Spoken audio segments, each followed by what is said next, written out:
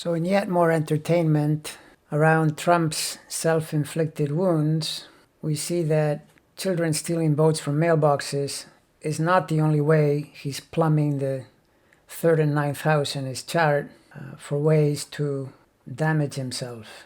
And this relates to the Twitter controversy. He's currently in a war with Twitter because Twitter finally put some checks on him around the very topic of mail ballots, basically to remind the public that there's no such thing as voter fraud from that perspective. This, of course, enraged Trump, and he took it upon himself to pass an executive order, which was signed this past Thursday, and apparently is written to encourage the FCC to take a look at the scope of Section 230 and when its liability protections apply, which is basically another way of saying that media companies like Facebook and Twitter, they don't censor any content. Anything can be said, although they do have rules and they will apply them at different times.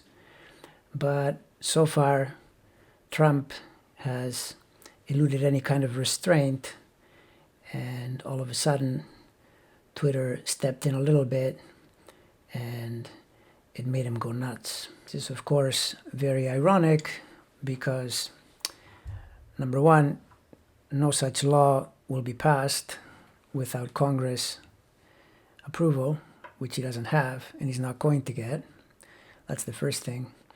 The second thing is that there's great irony in the fact that if it were to be passed, it would not be in Trump's best interest, because if such a law were passed, then companies like Twitter and Facebook would be in the same domain as legitimate news organizations like the New York Times, Washington Post, CNN, even Fox News. They could not and would not be able to publish garbage, which is essentially what Trump does. He just fills his Twitter feed with lies, deceptions, provocations, and every manner of garbage. Twitter couldn't let that happen because then they would be sued, and so they would have to stop people like Trump from the very thing that he needs in order to fuel his base. So this, in the astrology lexicon, is once again the third ninth house, house of information, of media, of legal issues, the very thing that Trump always goes to.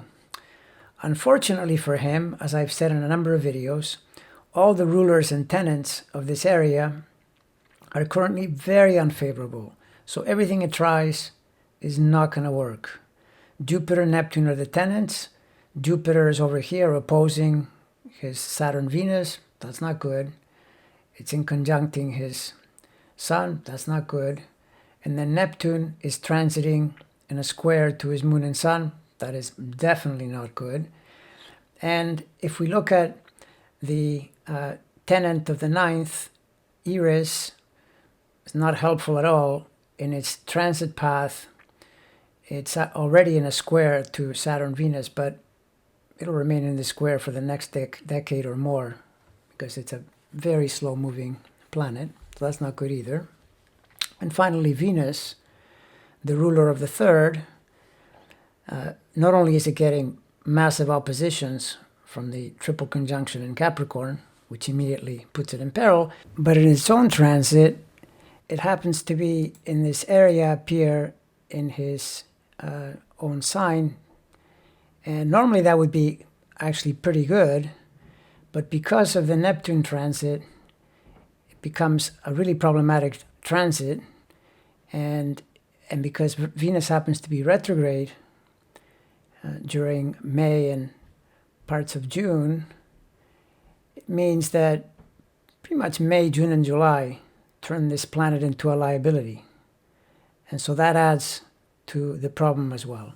So bottom line, this thing with Twitter is a nothing burger that goes nowhere, like all of the rest of the stuff this guy's trying to pull, and really seems more like one of his favorite strategies, which is to constantly distract from the real topics, in this case those being the 40 million plus unemployed and the coronavirus pandemic. And so as long as he has the media and hopefully the public focused on votes being stolen from mailboxes and Twitter wars, then perhaps they're not going to pay attention as much as they ought to the real issues.